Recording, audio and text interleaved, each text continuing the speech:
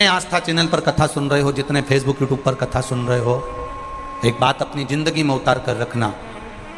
जैसे मंगलसूत्र में काली और पीला मन का आता है, उसी तरह जीवन में थोड़ा सुख और दुख आता है। घबराना नहीं, उसकी शरणागति छोड़ना नहीं,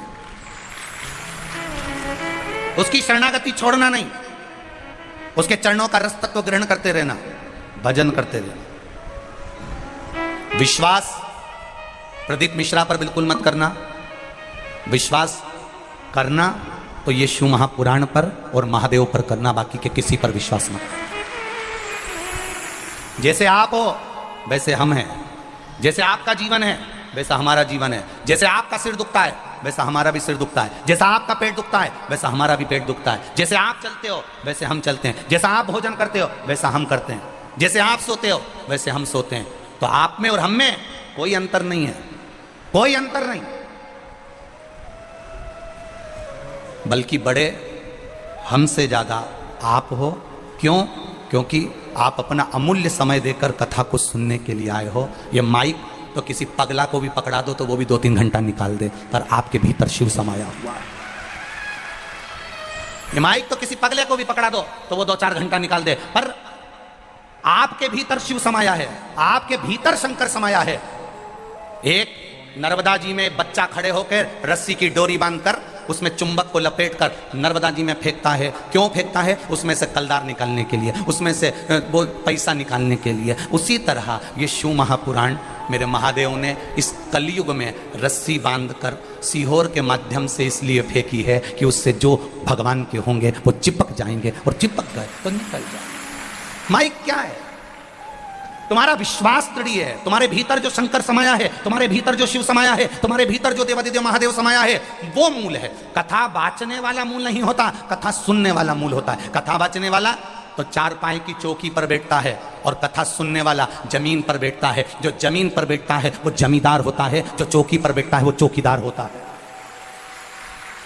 आप सब कथा सुनने जमीन पर बैठे हो, तुम जमींदार हो, क्योंकि अपनी मर्जी के मालिक हो। जितनी देर बैठना बैठते हो, तुम्हारी मर्जी पड़ जाती, उठ के चले जाते हो। तुम्हारा मन पड़ा तो पानी की बोतल निकाल कर पी लिए, तुम्हारा मन पड़ा तो जेब में से निकाल के मल के फटकी लगा के निपटा भी गए। पर कथा बाचने वाला 3 घंटे एक जैसा बैठा है, विराजमान है, बोलना है बोलना है, समझाना है समझाना है। बाचने वाले से बड़ा सुनने वाला होता है, क्योंकि उसके भीतर शिव समाया होता है। अगर आपके भीतर शिव नहीं होता तो आप इतने लाखों की संख्या में यहां नहीं पहुंचते। आपके भीतर शिव समाया है, इसलिए आप बड़े हो। आपके भीतर महादेव समाया है, इसलिए आप बड़े हो। बोलना तो कोई भी माइक दे दो, बोल देगा, वो 2-4 घंटा तो निकाल देगा, उसमें कौन सी बड़ी बात। आएगी विषम परिस्थितियां, विश्वास। हम भी मनुष्य हैं और आप भी मनुष्य हो, और गलती किससे होती है? भगवान से होती है कि मनुष्य से होती है? तुम बोलो, किससे होती है?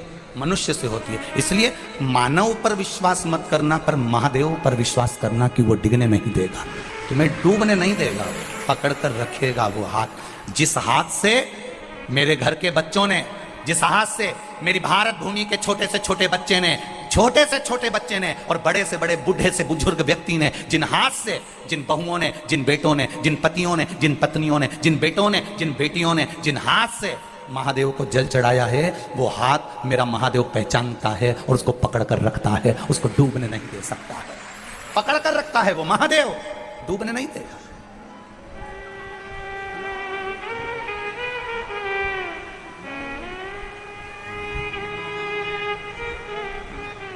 जब एक साधारण सा व्यक्ति केवल छूने से समझ जाता है कि इसकी भावना क्या है, बोलो रिजीजियों सही है कि गलत है? मेरे भाई बैठे हैं, वो भी अंदाजा लगा कर बोलना। अगर किसी व्यक्ति को मात्र छुआ जाए, उससे अंदाजा लगाया जा सकता है कि इसके अंदर चल क्या रहा है, इसके मन में क्या चल रहा है, किस भाव से छुआ तूने। उसी तरह महादेव को मात्र जल चढ़ाने से समझ में आ जाता है कि महादेव से तुम मांग क्या रहे हो, क्या कह रहे हो, क्या कहना चाहते हो, वो महादेव समझ जाता है। मेरा देवादिदेव महादेव समझ जाता है। करेंगे, दुनिया के लोग अपशब्द कहेंगे, ताने देंगे, गालियां देंगे, आड़ा टेढ़ा बोलेंगे, उनका काम है, वो बोलते रहने दो। अपना काम है शिव मंदिर में जाना, 1 लोटा जल चढ़ाना, शंकर की भक्ति करना, शिव तत्व को अपने भीतर उतारना, उसके सिवाय कुछ नहीं, कुछ नहीं। बोल बम का नारा है, बाबा एक सहारा है, उसके सहारे जियो, उसके भरोसे जियो, भरोसे।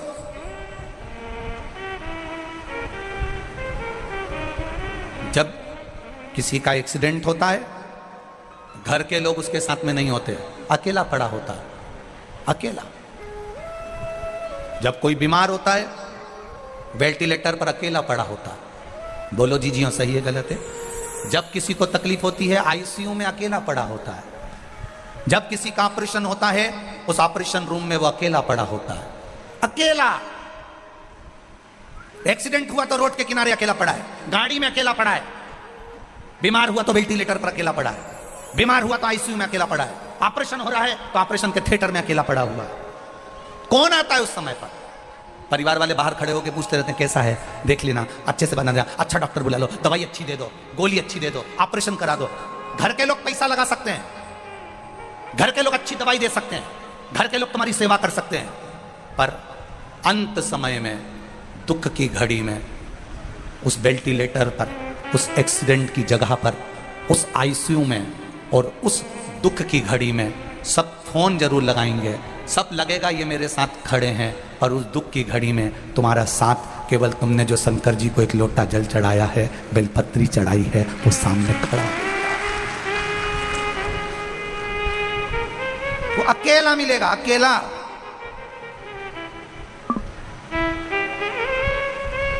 और अकेला व्यक्ति किस किस जगह पर बैठता है, जरा ध्यान रखना।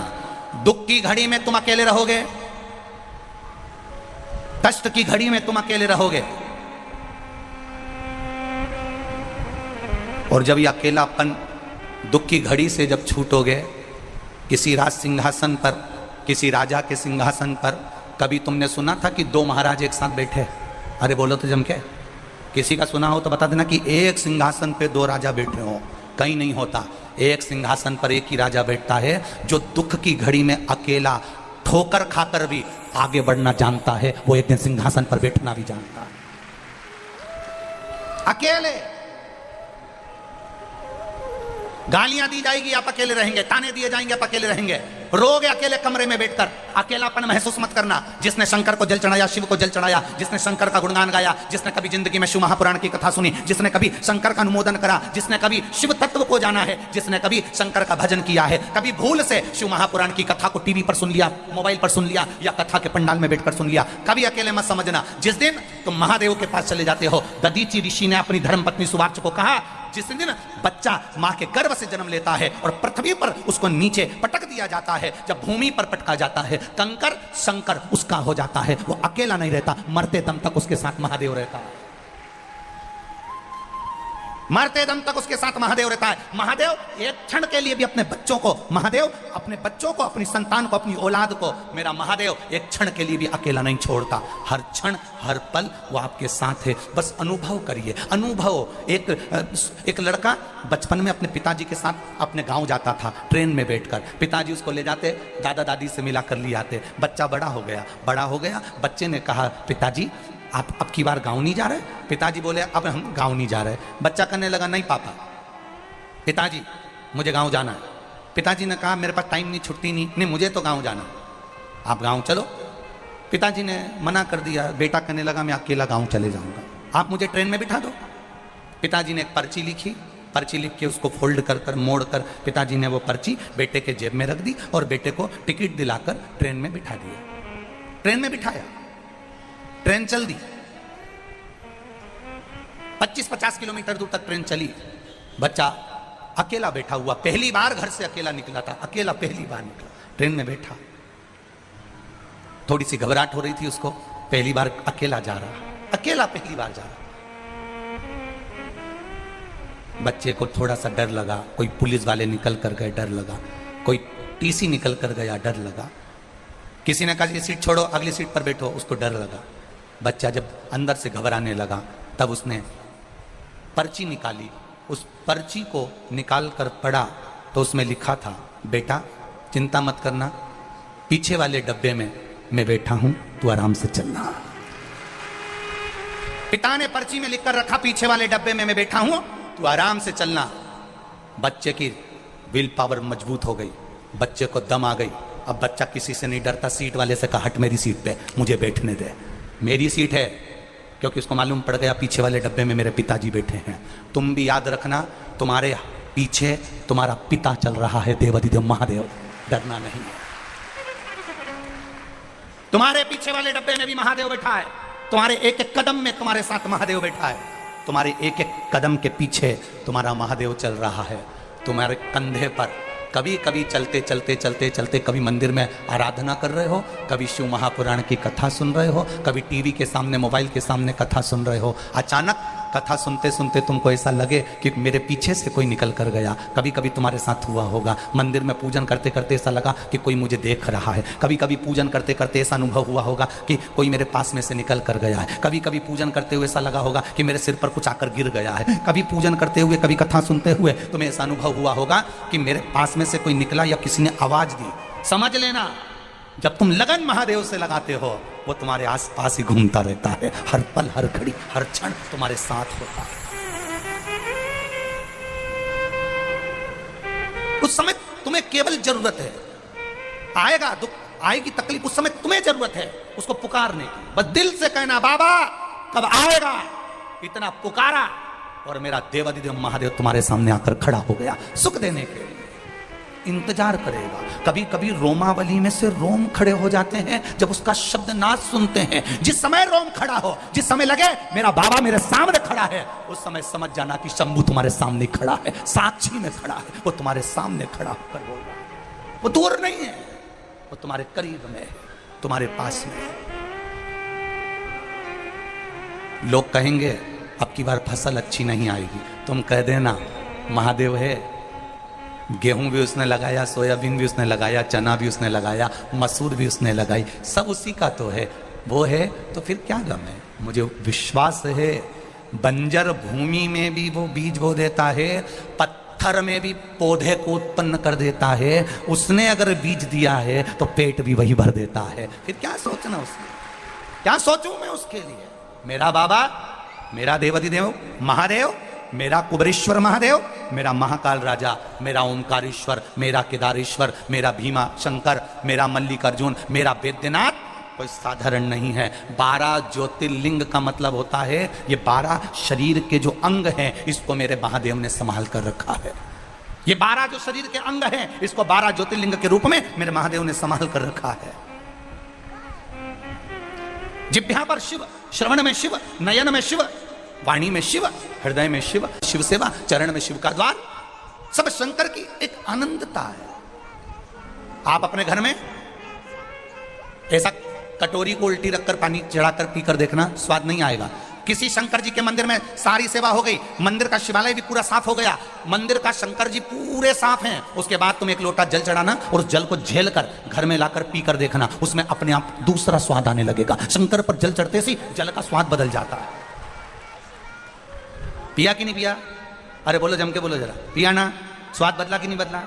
आप घर में पानी चढ़ाकर देखना, आप घर में जो तुम्हारे यहाँ सिलबट्टा हो नहीं, चटनी पीसने वाला, ऊके धो के ऊपे पानी चढ़ाकर देखना, उसमें स्वाद नहीं आएगा। पर जो शिव जी पर, शंकर जी को अच्छे से नहला दो, पूरा साफ कर दो, पूरा साफ, एक पत्ती भी मत रहने दो, उसके बाद भी शंकर जी पे जल चढ़ाकर उसको झेल कर पी कर देखना। ऐसा लगेगा अगर तगर चंदन, उसमें ऐसा लगेगा बेलपत्री, धतूरा, सबका एक आनंद, ऐसा लगेगा कोई इत्र, कोई आनंद उस जल के अंदर आकर विराजमान हो गया हो। माँ पार्वती ने अपने बच्चों को कोई, जैसे एक माँ अपने बच्चे को घुटी नहीं देती, घिस के वो